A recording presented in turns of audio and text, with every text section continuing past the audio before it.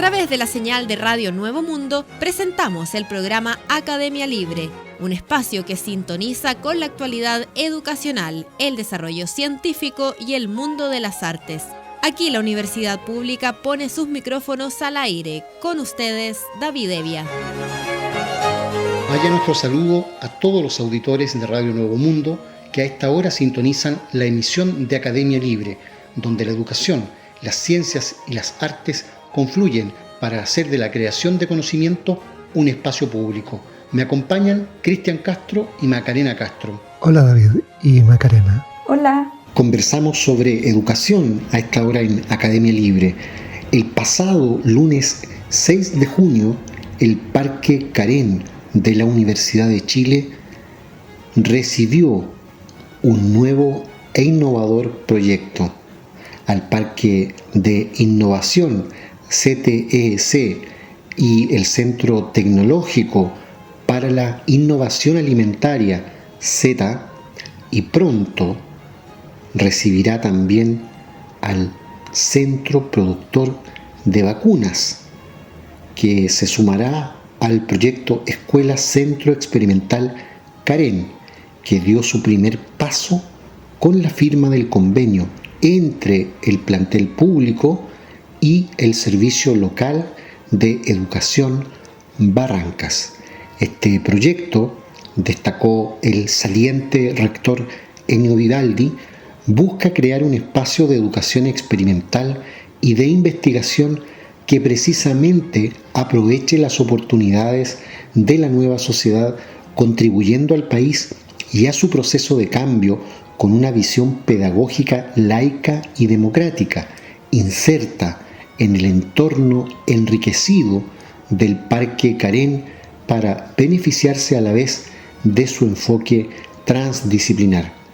En tanto, desde el Servicio Local de Educación Pública de Barrancas, el director Patricio Canales señaló que se hacen parte del proyecto compartiendo la visión de revisar y replantear nuestro sistema educativo, esta vez desde el interior de la escuela, en el marco de la ley que crea la nueva educación pública, cuyo fin es alcanzar el pleno desarrollo de los estudiantes de acuerdo a sus necesidades y características. Una educación de calidad centrada en la persona, prosiguió el director, puede cambiar la sociedad para el bien de todos si existen los esfuerzos firmes y constantes de muchas personas e instituciones debidamente articuladas. Con la Universidad de Chile y con Laguna Carén somos vecinos y tenemos que ser mejores vecinos, entendiendo que este espacio territorial es un aporte tremendo a la comunidad. El alcalde ha promovido 3 pilares: deporte, salud y educación. En ese sentido, vincularnos con la universidad y el servicio local cumple un sentido tremendo. Queremos recoger el espíritu de lo que se está desarrollando y enfatizar que para el buen vivir se requiere también un elemento planteado por Andrés Bello, una universidad donde el centro sea Chile y su futuro. La Universidad de Chile tiene que seguir brindando elementos de formación para la transformación que Chile requiere, señaló en representación del alcalde de Pudahuel su administrador municipal Felipe Zavala.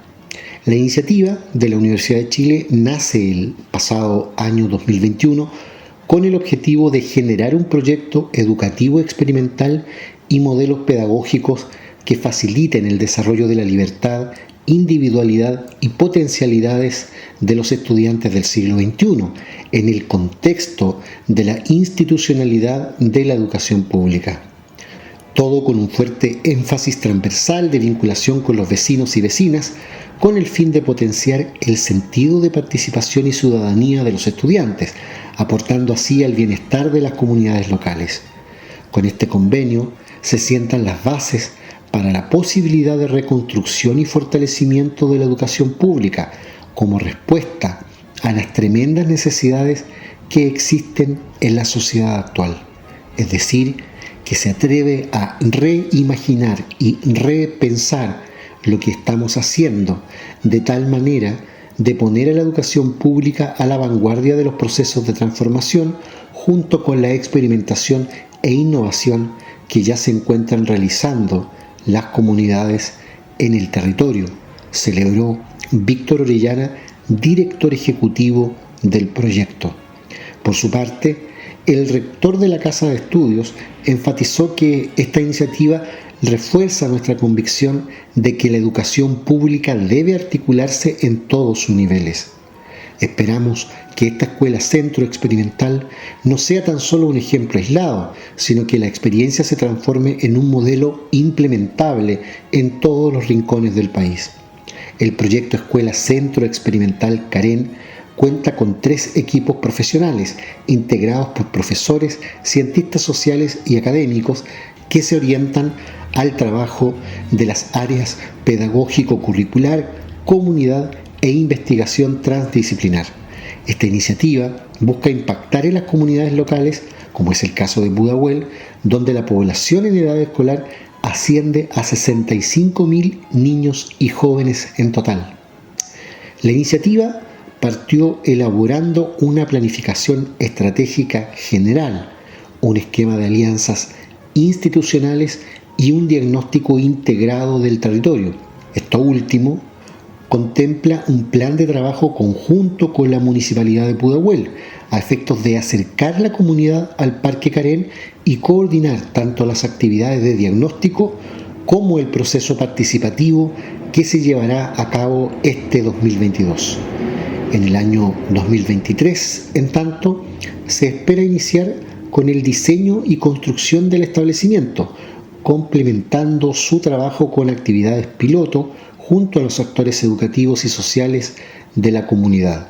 Así, el proyecto Escuela Centro Experimental Carén busca contribuir con el trabajo del Servicio Local de Educación de Barrancas, que fue creado el año 2017 por la Ley número 21.040, con la finalidad de administrar la educación pública en los niveles parvulario, básico y secundario dentro de las comunas de Pudahuel, Cerro Navia y Lo Prado. Es de esperar entonces que esta iniciativa que conduce la Casa de Bellego llegue a buen término. Por otra parte, pero aún en el ámbito de la educación, quisiéramos destacar la columna de opinión, el artículo de reflexión que plantea el presidente del Colegio de Profesores, Carlos Díaz. Señala lo siguiente: el pasado 3 de junio, el profesorado se sobresaltó con una noticia impactante. Un docente del Servicio Local de Educación Pública de Barrancas sufrió un choque eléctrico al cerrar un portón de su escuela, ubicado justamente en el área donde circulan los estudiantes más pequeños que concurren a dicho establecimiento. Si bien el docente logró sobrevivir a la fuerte descarga eléctrica, la situación reviste la mayor gravedad porque se trata de un serio accidente laboral en un lugar que por su naturaleza debería brindar las mayores condiciones de seguridad para el alto número de personas que ocupa diariamente el espacio, cientos de estudiantes, maestros y trabajadores de la educación. Al ahondar en las causas de la severa descarga eléctrica, la estupefacción no hace más que aumentar. La raíz del choque energético está en las precarias condiciones de infraestructura de la escuela, que tiene su sistema eléctrico montado básicamente sobre una interminable red de alargadores, enchufados unos con otros, y que el cuerpo docente ha denunciado desde hace más de 3 años. ¿Sí? Como se escucha, desde antes de la pandemia, que el profesorado de esa escuela viene denunciando ante las autoridades del Servicio Local de Educación Local la urgente necesidad de poner atajo a la mala red eléctrica del establecimiento, y hasta el día de hoy no hay soluciones. Lo dijeron antes de la pandemia. Pasó toda la nefasta gestión del ministro Figueroa y sus inconducentes llamados a clases presenciales sin condiciones para ello. Pasaron los supuestos arreglos en las escuelas, llegó un nuevo gobierno, se anunciaron planes de recuperación de infraestructura y todavía en la escuela Finlandia de Pudahuel esperan tener algo tan elemental como un sistema eléctrico que no electrocute a las personas. Los docentes lo dijeron hace tiempo y ahora sucedió, por suerte, sin consecuencias fatales. Pero mañana, ¿qué? Esta peligrosa situación sucedida en el territorio del Servicio Local de Educación Pública Barrancas ilustra con gravísima certeza todas las demandas que como colegio de profesoras y profesores hemos venido levantando en torno a la infraestructura de las escuelas de todo Chile. Vivimos una crisis de condiciones materiales en los establecimientos educativos. En Pudahuel es el sistema eléctrico. En la región de la Araucanía son las ventanas sin vidrios en el corazón del sur del país, con sus bajísimas temperaturas. En Quinta Normal son las aulas con goteras que inundan las salas. En la región del Biobío son los pabellones completos, inutilizados porque se llueven. Los ejemplos se cuentan por decenas y confirman la urgente necesidad de tomar medidas fuertes, inmediatas y contundentes al respecto. Se trata, en definitiva, de terminar con el abandono de la educación, especialmente en su faceta más concreta y material, aquella donde se juega algo tan elemental como que nuestros estudiantes y docentes puedan estudiar sin frío y sin el riesgo de electrocutarse. Pero se trata de hacerlo ahora, ya, con la urgencia de vida. En los medios se habla de la violencia escolar, pero se menciona poco de estos casos. ¿Y acaso electrocutarse en la escuela donde se trabaja no es violento? Si esto no es violencia, ¿qué es? Si hoy se electrocutó un profesor, ¿mañana qué es? La columna de opinión del presidente del Colegio de Profesores, Carlos Díaz, a propósito de la noticia que todos conocimos hace algunos días ya y que muestra la tremenda fragilidad de la infraestructura de las escuelas de nuestro país y la indiferencia con la que históricamente este tema ha sido visto por las autoridades. Esperamos que no haya que lamentar un nuevo caso como este para que el tema de fondo, el tema de la infraestructura en las escuelas sea resuelto de una vez por todas. En Academia Libre, la música tiene historia con Macarena Castro.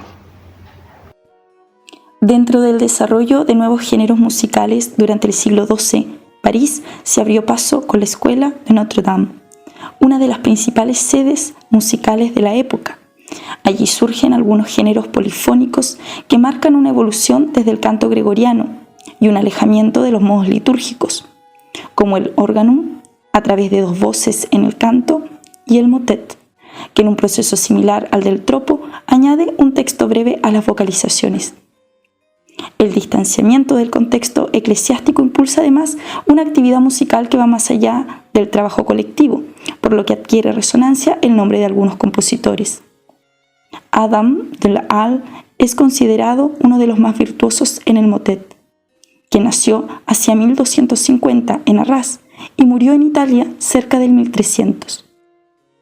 Escuchamos a continuación el motet titulado Il Nom Toi de Adam de la Halle.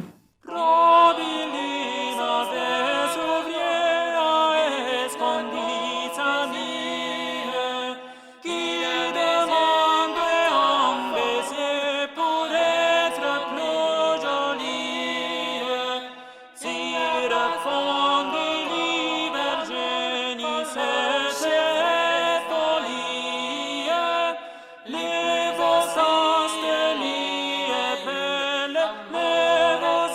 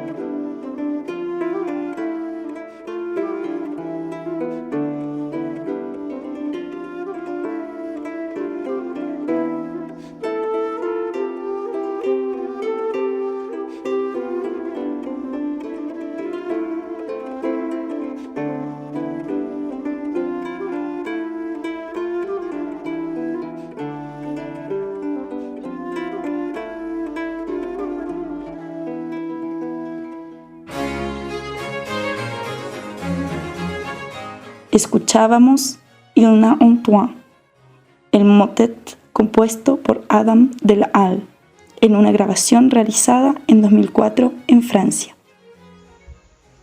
Hablamos a esta hora en Academia Libre sobre actualidad en ciencia e investigación.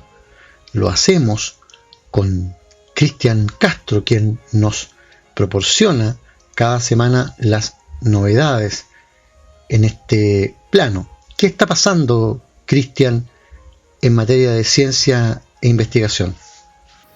En esta ocasión hablamos sobre los saberes milenarios en materia de agricultura que nos permiten conocer nuestra historia como especie, porque esta está marcada por el momento en que comenzamos a cultivar productos agrícolas y su difusión se generalizó.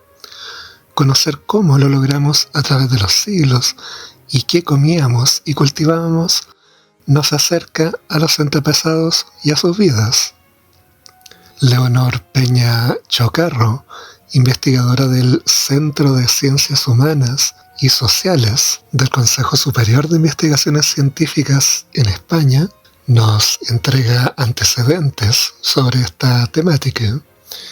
Señala que trabaja de forma activa sobre la agricultura prehistórica, en particular sobre los inicios de la agricultura. Con un proyecto recientemente adjudicado por ella, se centra en los momentos mucho más recientes, como es la época medieval. Ambos periodos ofrecen datos muy valiosos para entender cómo las prácticas agrícolas han ido evolucionando a lo largo del tiempo, cómo las especies que se han incorporado a nuestra agricultura han modificado la dieta vegetal y, en definitiva, las prácticas culinarias. Estos estudios nos informan de las relaciones tan estrechas y variables que han existido entre las comunidades humanas y el medio ambiente, de la gestión de los recursos vegetales y de las técnicas y prácticas desarrolladas por los grupos humanos para superar periodos de crisis y escasez. Las agriculturas del pasado nos hablan de la capacidad de resiliencia y adaptación a circunstancias cambiantes de las sociedades humanas, también de sostenibilidad y, por supuesto, de innovación. El estudio de semillas y frutos arqueológicos nos proporciona información sobre el uso de los recursos vegetales por parte de las comunidades medievales y, claramente, la alimentación es quizás el uso más importante. Los llamados macrorestos vegetales, semillas, frutos o tubérculos, son una evidencia de la utilización de las plantas no solo para comer alimentos como cereales o las numerosísimas plantas silvestres que se han utilizado de forma sistemática hasta nuestros días, sino también para actividades rituales o artesanales, fibras textiles, plantas tintorias, medicinales o venenos. Y desde luego que podemos abordar el estudio de la alimentación a partir de análisis como los estudios isotópicos, pero la arqueobotánica ofrece la evidencia más directa de estos usos y la más detallada, ya que de las semillas, si la conservación es buena, podemos identificar hasta la especie concreta, lo que permite interpretaciones muy detalladas sobre la dieta vegetal del pasado. Actualmente, Leonor Peña Chocarro se encuentra trabajando en esta área de investigación con ayuda del ERC Advanced Grant, que convoca a investigadores de excelencia en sus respectivos campos de investigación. Pero, ¿qué es lo nuevo que se va a estudiar en esta oportunidad? Pretendemos investigar qué papel tuvieron las plantas en el mundo medieval, con especial énfasis en la alimentación, pero no solo eso. Estudiaremos los restos vegetales que han quedado en los yacimientos arqueológicos en contextos tan diversos como espacios domésticos, zonas de almacenamiento, letrinas, etc. La posibilidad que ofrece la península ibérica de abordar un estudio de las diferentes comunidades que convivieron en los mismos espacios, cristianos, árabes y judíos, es magnífica para indagar sobre las diferencias entre ellas. ¿Y qué diferencias serían las más significativas entre estas sociedades? Pues no solo se refieren al uso de determinadas especies o combinaciones concretas de cultivos de cada cultura, sino también a la forma de preparar los alimentos o al uso de tecnologías específicas, como por ejemplo la irrigación para cultivar nuevas especies vegetales. Se llevará a cabo un estudio de semillas, frutos y posibles restos de comida en al menos 60 yacimientos medievales peninsulares, con una cronología entre el siglo VI y el siglo XI después de Cristo, que nos permita ver las especies vegetales que se están cultivando o recolectando y las nuevas incorporaciones a lo largo del periodo islámico. Esto, a su vez, nos dará información sobre la gestión de los diferentes espacios de producción, campos de cultivo, huertos, bosques, espacios sin cultivar, etc.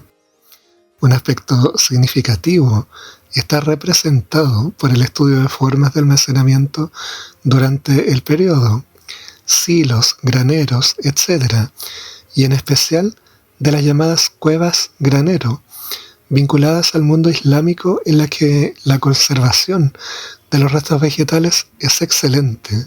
Ahora bien, en materia de tecnología para desgranar estos restos antiguos, además de la arqueobotánica, se utilizarán técnicas moleculares, análisis de isótopos o DNA antiguo, para investigar cuestiones relacionadas con la irrigación de los cultivos o la práctica del abonado o los textos escritos.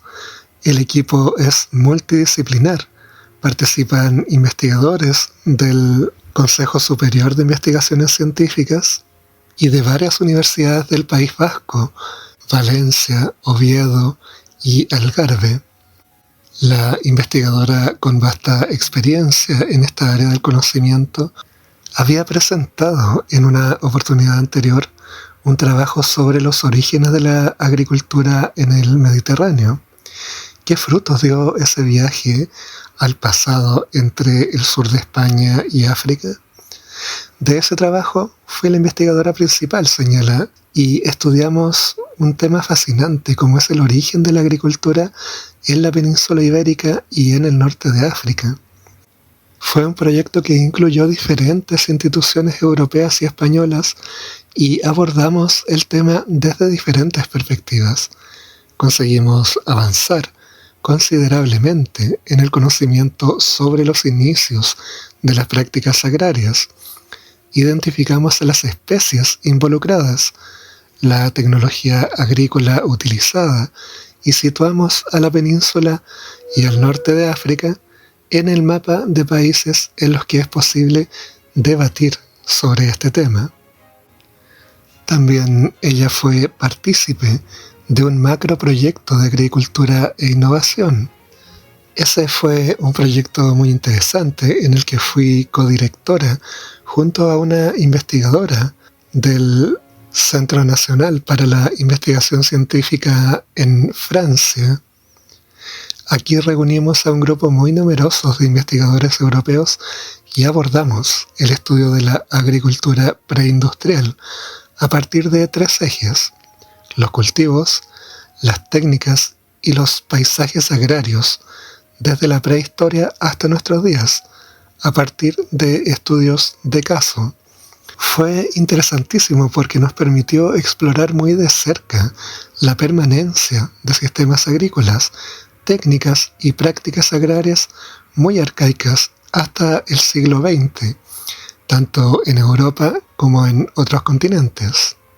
Ahora bien, volviendo al presente, ¿qué importancia tiene recuperar especies agrícolas que están a punto de extinguirse? La investigadora señala lo siguiente: he trabajado mucho en la documentación de especies agrícolas muy antiguas que aún se cultivan de forma muy minoritaria en nuestros campos.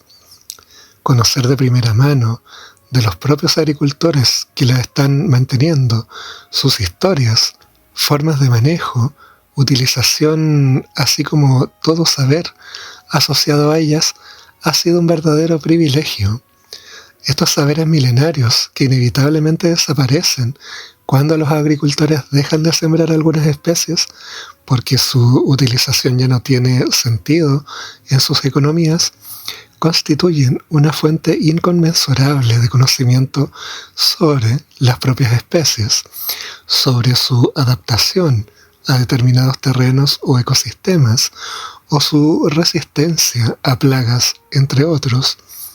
Son, además, un recurso genético de interés para una agricultura más sostenible. ¿Y qué pasa con aquellas especies que ya se han extinguido? Bueno, en muchos casos estas especies están conservadas en bancos de germoplasma, pero los saberes milenarios están menos protegidos.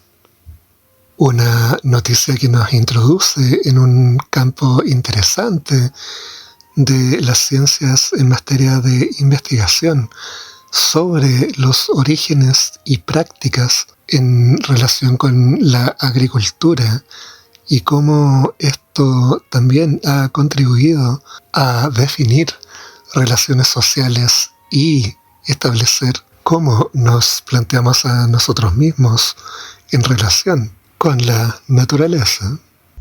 Muchas gracias, Cristian, por ese reporte que nos deja al día en ciencia e investigación.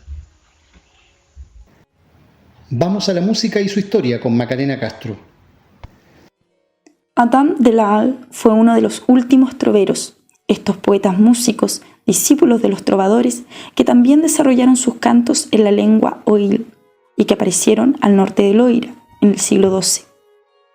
Una de sus obras más conocidas es el Jean de Robin et Marion, una historia literaria y musical que pone en escena unas pastorales cantadas por los troveros, que conserva aún un tono rústico pese a que se dirige al público más elegante de la época. El guión narra la historia de un joven que de forma directa trata de seducir a la pastora Marion.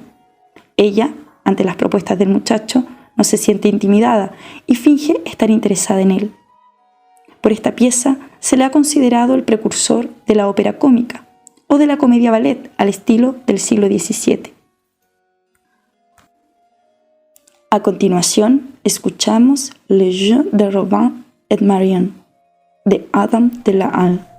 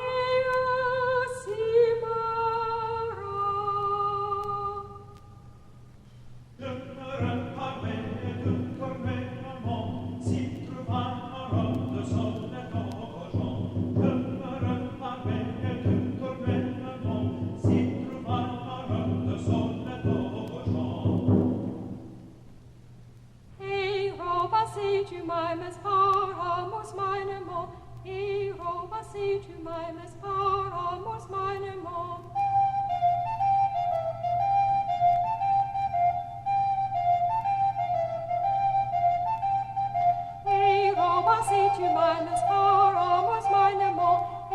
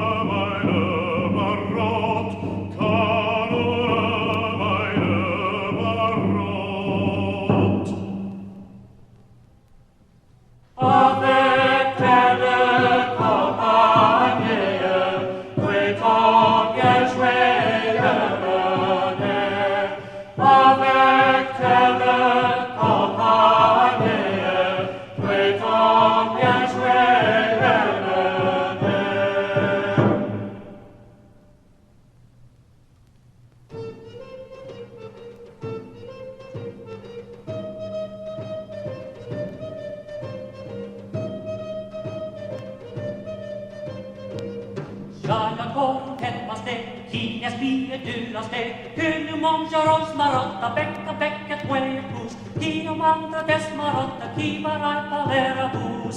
Kysyuei ut helkapot, kies prostet proskapot, kunde många marotta, bäcka bäcket way bus, kivarai des marotta, kivarai palera bus. O dice distra in berge, posez-vous dit, o dice distra in berge, posez-vous dit.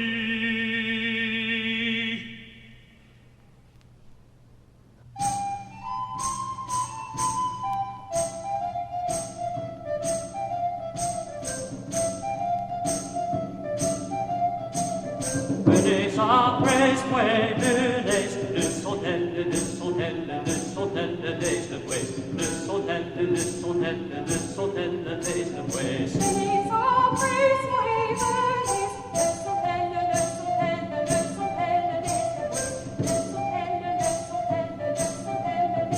le Venez après ouais, venez, le sonnet, le sonnet, le sonnet, le ouest, le sonnet, le sonnet.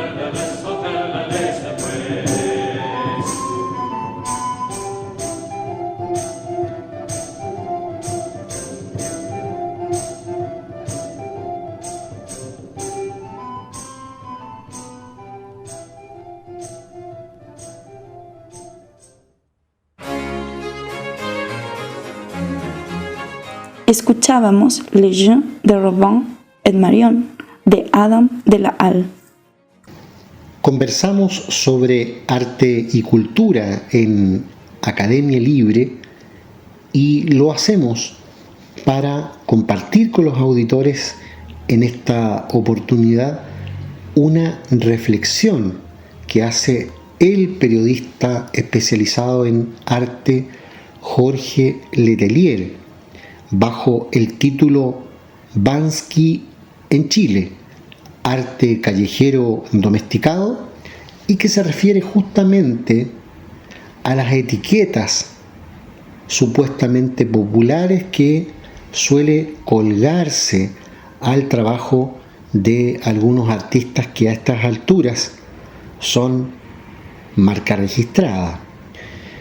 Señala este periodista cultural, crítico además de cine y teatro y docente con magíster en estudios de la imagen, Jorge Letelier, lo siguiente. Ocurrió en 2018, durante la subasta de su obra Niña con Globo en la Casa Sotheby's de Londres, y al momento de ser adjudicada por 1,2 millones de euros, Banksy procedió a destruirla con una trituradora oculta en el marco, ante los ojos espantados de la audiencia. El comprador se la llevó igual, en jirones, y la sorpresa vino horas después. El mercado del arte había reaccionado al hecho, revalorizando la obra en más del doble del valor recién pagado. Al final, se vendió en casi 22 millones de euros.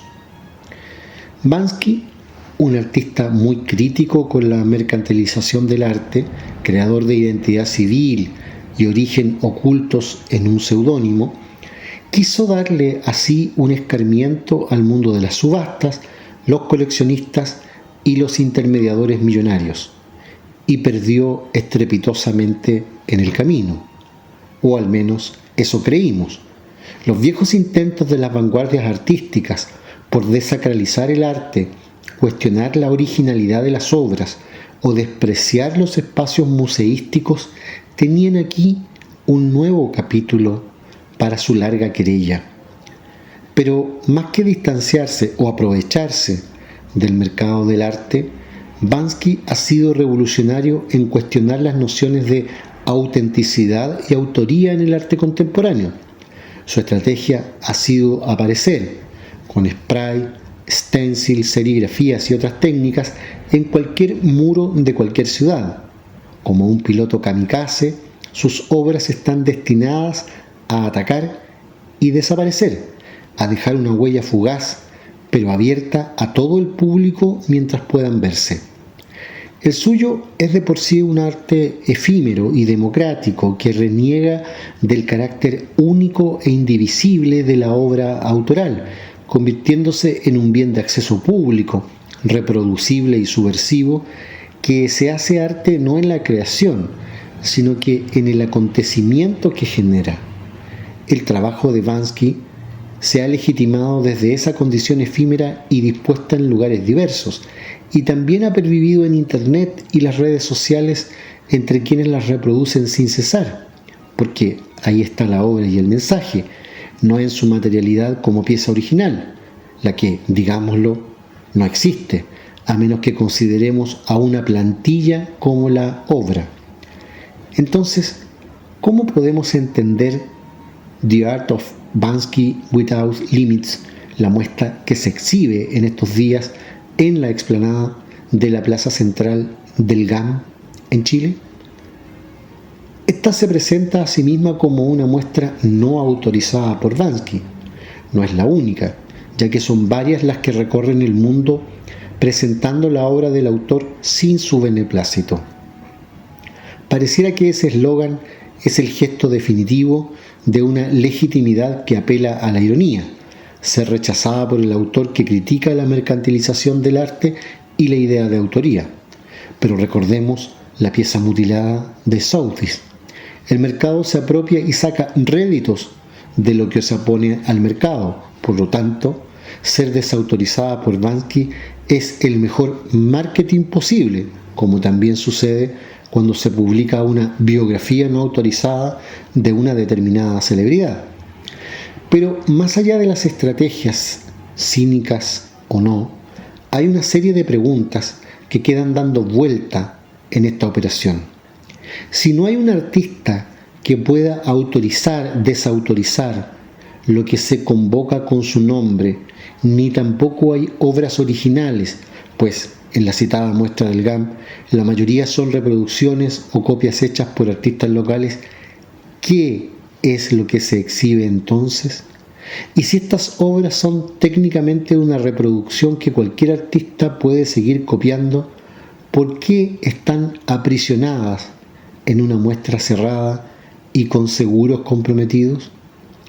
Creo que más que la discusión en torno al tipo de espacio de exhibición, sí, hace ruido que sea una muestra cerrada con precios altos, pero el propio Banksy ha organizado muestras en museos, el punto crucial es la autenticidad de lo que se intenta hacer pasar por Banksy.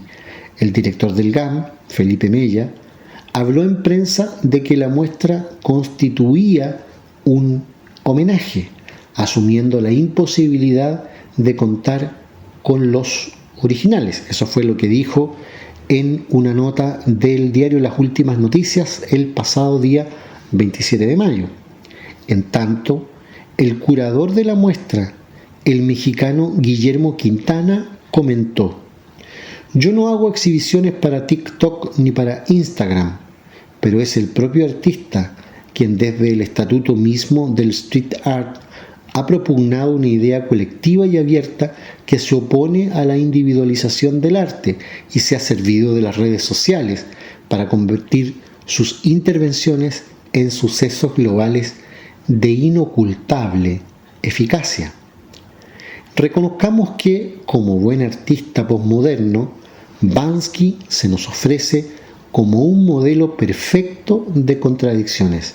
Tiene una empresa, Pest Control Office, la cual se encarga de certificar si las muestras que se realizan a su nombre presentan o no piezas originales, pero a la vez ha perdido juicios por derechos de autor al no poder comprobarse su identidad.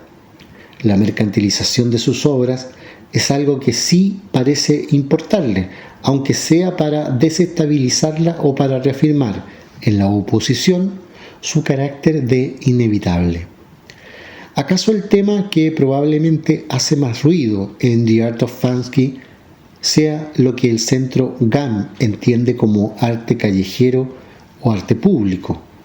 Luego del estallido social en 2019, los muros hacia la calle de su edificio se convirtieron en el telón de una ardua batalla de imágenes, donde muchos artistas callejeros plasmaron su sentir del momento en una obra abierta e inacabada, un lienzo en el que cualquiera podía completar o rehacer una obra, en un sentido colaboracionista y democrático casi perfecto para el concepto mismo de arte popular.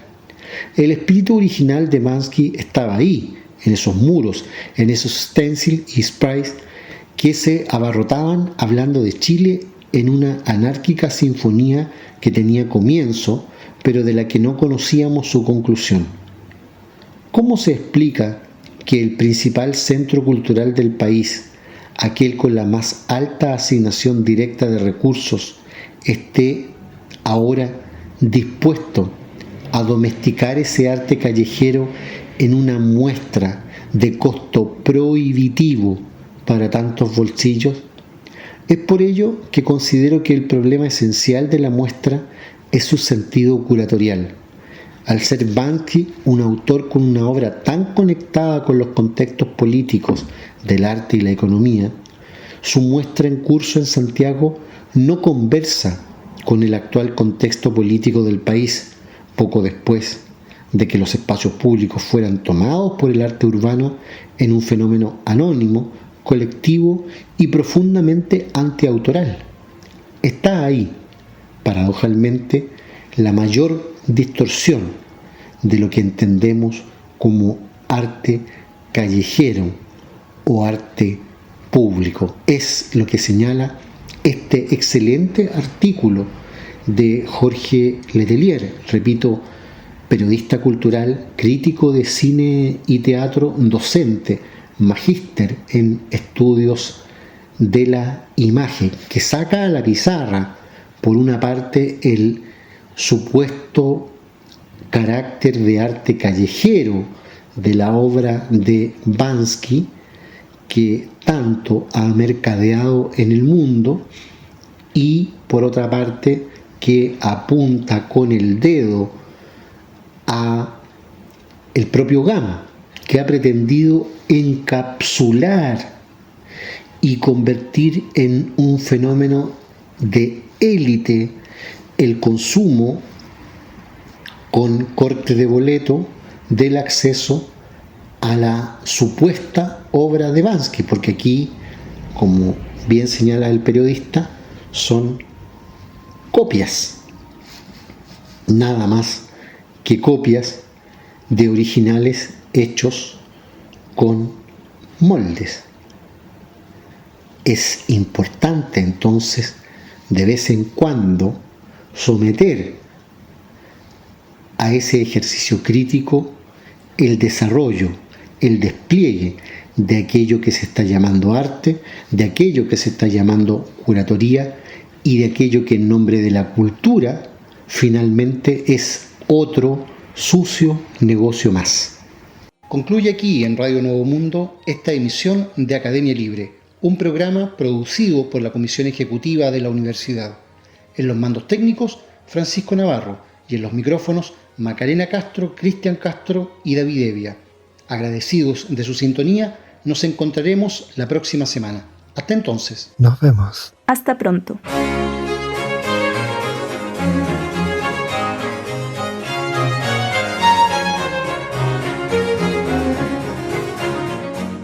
Concluye aquí este capítulo de Academia Libre, un programa que aporta miradas críticas a la construcción de la sociedad. Hasta una próxima oportunidad.